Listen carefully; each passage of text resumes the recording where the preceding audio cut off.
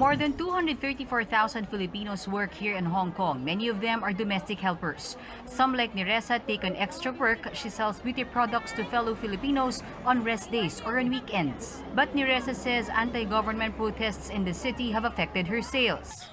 Umina po talaga ang kita namin kasi dahil nga sa rally, yung nagpipick up, hindi po talaga sila makakalabas. Hindi po sila pinapalabas ng mga amo. Minsan maraming nagka-cancel. Stress sobra. Ganito kami magtinda. Neresa says that before she would earn up to 4,000 Hong Kong dollars or 26,000 pesos every weekend. Now she nets nearly 9 times less. According to the Philippine consulate here in Hong Kong, it is expected that the country's economy will be affected by the series of protests. Data from the Hong Kong government also shows that the number of tourists also went down by as much as 30%. There are many Filipino professionals working here in Hong Kong. Patrick Angco has been working as an architect in a retail company for 12 years now. When tensions ran high, he said a thought of going back to the Philippines crossed his mind. Actually, a few days, I thought about it, like what's gonna happen? Are we going back to China? Not in 2047, but maybe soon enough. So, sumasagi sa isip.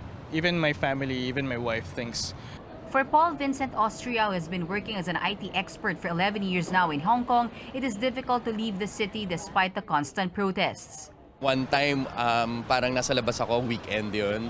So, I have no way out. During that time, nakaamoy talaga ako ng tear gas na sobrang hapdi sa mata. Filipino workers here also believe that even with the political conflict, life in Hong Kong is still more comfortable and safe, especially with salaries going 5 to 10 times higher than what they can get in the Philippines. Yes, kahit magulo. Kasi, well, I think nandito na rin kasi yung buhay ko.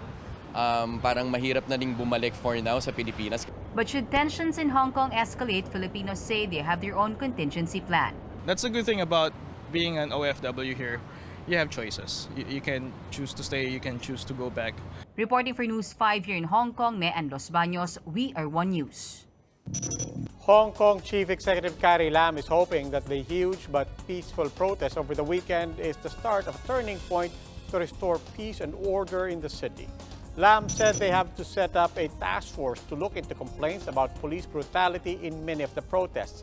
Demonstrators have also asked for Lam's head, a complete junking of an extradition bill, a waiver of charges against arrested protesters, and political reform. Hundreds of thousands gathered peacefully at Victoria Park on Sunday in the 11th week of mostly violent protests.